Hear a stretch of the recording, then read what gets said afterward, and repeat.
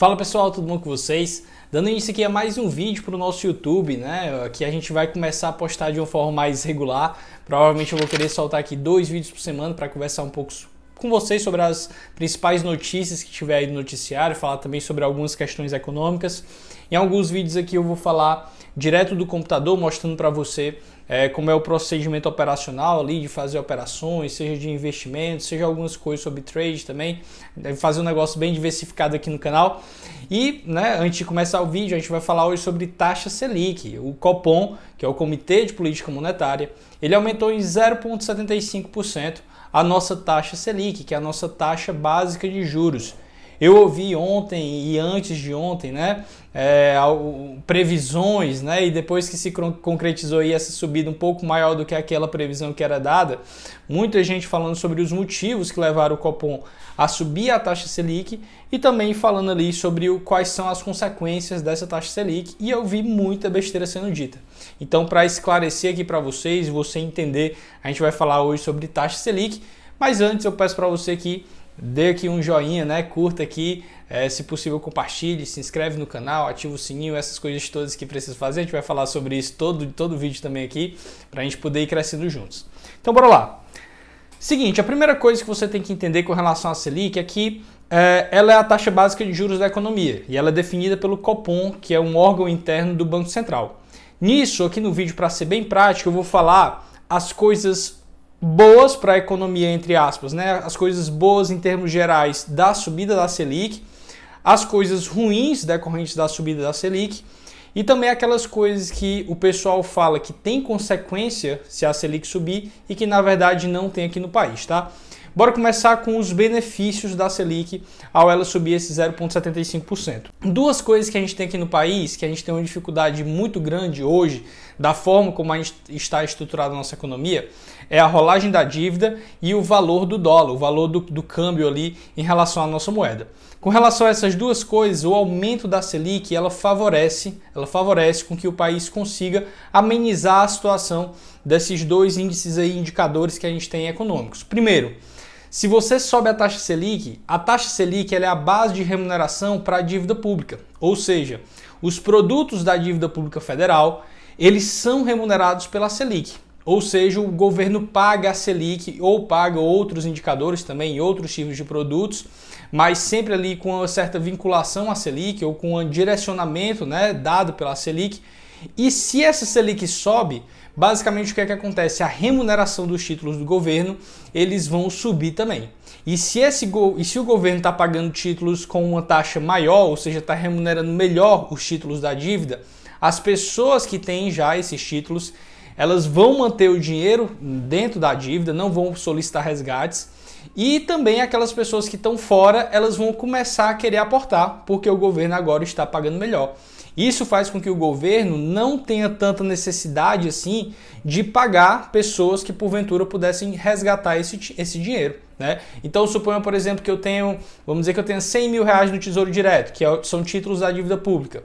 Se o governo aumenta a Selic, isso é bom para mim, porque ele vai me pagar mais, então eu mantenho esse dinheiro lá.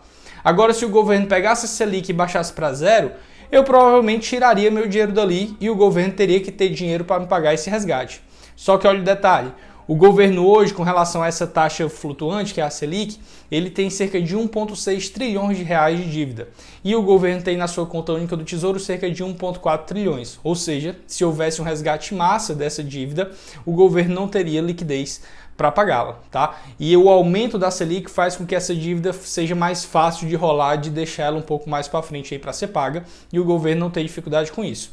Segunda coisa, com relação, como eu disse, ao câmbio, ao dólar, Quando o governo sobe a taxa Selic, o que é que acontece? O investidor estrangeiro, ele consegue ver a oportunidade aqui em uma taxa Selic, uma taxa de juros base maior do que a do resto do mundo, e ele acaba trazendo o dólar lá de fora aqui para dentro. É um fenômeno que a gente chama de carry trade. E esse dinheiro que vem de fora para cá para dentro, ele vem em dólar, ele traz o dólar para cá para ser investido. E se começa a chegar muito dólar aqui para a gente, o que é que acontece com o preço do dólar em real? Se tem muita gente trazendo de fora porque a nossa Selic, a nossa taxa base de juros está mais alta. Basicamente o dólar vai cair. Muita mais disponibilidade de dólar, o preço do dólar tende a se manter ou a cair. E aí você fica pensando, Yuri, Mas por que é que a queda do dólar é importante para mim? Por que é que a queda do dólar seria bom para mim? Basicamente, a nossa economia ela é dolarizada. Tudo que a gente vê no nosso viver moderno, né? Você pegar aqui os computadores, o microfone, a webcam que tem aqui, se você pegar até remédios, né? O Tilenol, Benegripe que você toma ali, se você pegar rudimentos até alimentares, como o trigo, por exemplo, que faz o pão, que faz a pizza, tudo isso é importado em dólar. Se o dólar cair, o preço de tudo isso que a gente vê no nosso viver moderno também cai.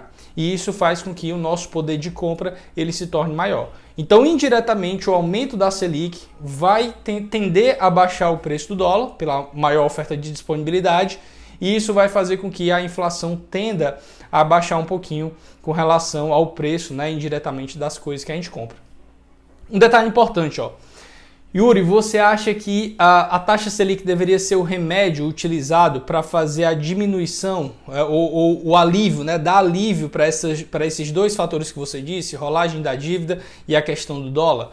Não acho que seja, tá? Eu acho que aumentar a taxa de juros para combater essas duas coisas é um remédio muito amargo para uma coisa que a gente deveria combater com outras atitudes. Por exemplo, a questão da nossa dívida pública, a gente deveria combatê-la com sanidade fiscal, ou seja, o governo conseguindo arrecadar, ter mais receita do que ter gasto, tendo assim o superávit e utilizando esse superávit para poder pagar a parte da dívida que lhe cabe, né? E não precisando arbitrar juros para poder manter o pessoal com a dívida ali ativa, o dinheiro ali emprestado para ele.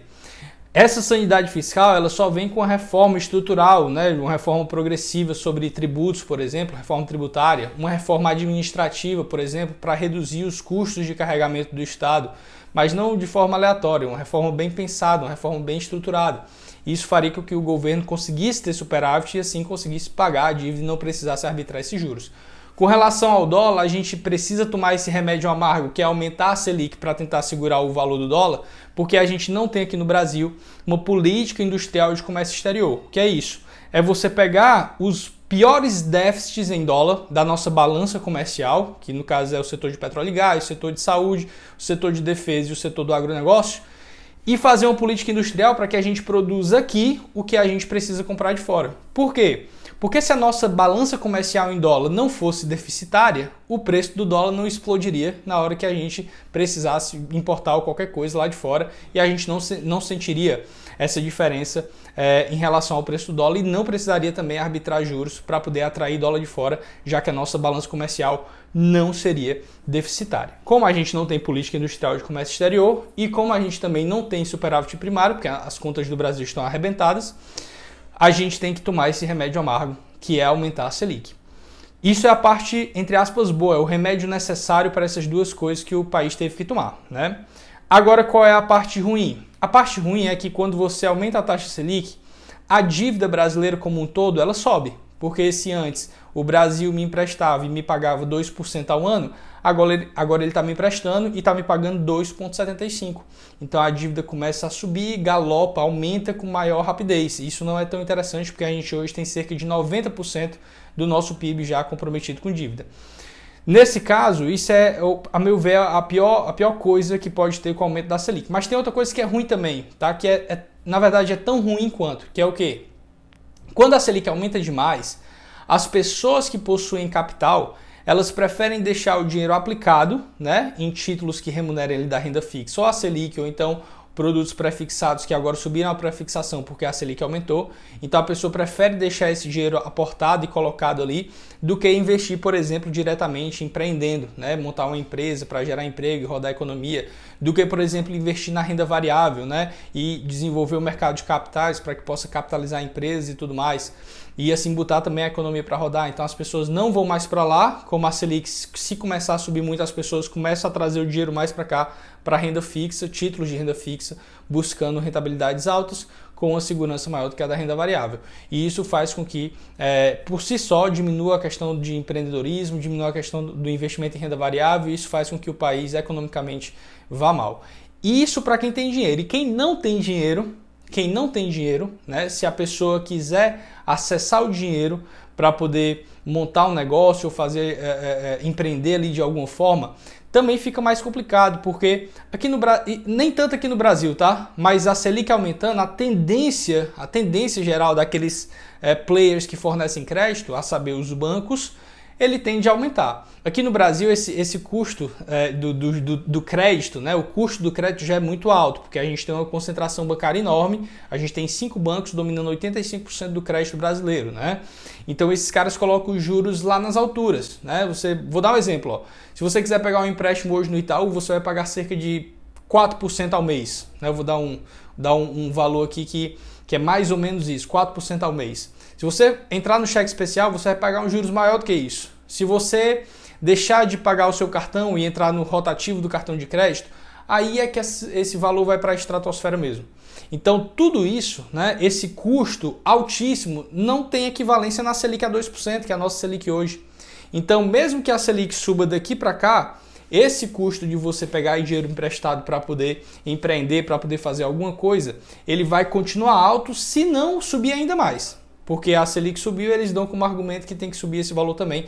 Então fica mais difícil para as pessoas empreenderem, né? Montarem um negócio e assim gerar emprego e tudo mais. Então isso, junto com o aumento da dívida, também é um prejuízo proveniente do aumento da Selic. E o que não tem nada a ver que o pessoal está falando aqui, o aumento da Selic restringe consumo. Meu povo, o consumo brasileiro hoje já está totalmente restrito, né? O índice de desemprego no Brasil é um dos maiores que a gente tem de toda a história. Se você for pegar o crédito hoje, a nossa Selic, como eu acabei de falar para você, ela não dá as bases do crédito que vai para você, que é o cliente na ponta. Por quê? Porque os bancos eles colocam o crédito onde eles querem. É difícil que você consiga, se você não tem dinheiro, pegar dinheiro emprestado para montar um negócio, você não consegue. O que vai render o teu negócio, se tu montar uma padaria, montar uma loja de açaí, montar sei lá, uma oficina, o dinheiro que você ganha nesse negócio não consegue pagar os juros que é cobrado pelo banco na hora que tu vai pegar um empréstimo e pegar algum dinheiro para rodar. Não consegue. Então, basicamente, o aumento da taxa de juros não vai ser prejudicial por causa disso. Ele vai ser prejudicial pelas 3 coisas que eu falei para você. Aumento da dívida é prejudicial porque quem tem dinheiro muitas vezes começa a preferir deixar o dinheiro parado, porque agora está pagando mais. E terceiro, aí sim as empresas que têm um certo diferencial com relação aos juros, os juros para ela aumenta também e as pessoas acabam não conseguindo ali montar a sua empresa e fazer a economia rodar. A taxa Selic provavelmente ela vai continuar aumentando, porque como eu disse, a gente não tem política industrial de comércio exterior e a gente não tem sanidade fiscal para poder sanar a questão da rolagem da dívida e a questão do dólar, que consequentemente ele traz também a questão da inflação. Então a Selic vai subir mais um pouquinho e aí você tem que saber se posicionar para esse cenário de taxa Selic ainda baixa e agora com tendência crescente, beleza? Então é isso, pessoal, esse foi um vídeo aqui um pouco mais longo, né? Mas eu espero que vocês tenham entendido, tá? Eu sei que às vezes é um nó que dá, né? Essa relação taxa de juros, inflação, câmbio, mas se tiver dúvida, reassiste o vídeo e se tiver qualquer pergunta, pode deixar aqui nos comentários que eu vou interagir com vocês, vou responder aqui todo comentário que tiver, beleza? Então é isso, valeu e até a próxima.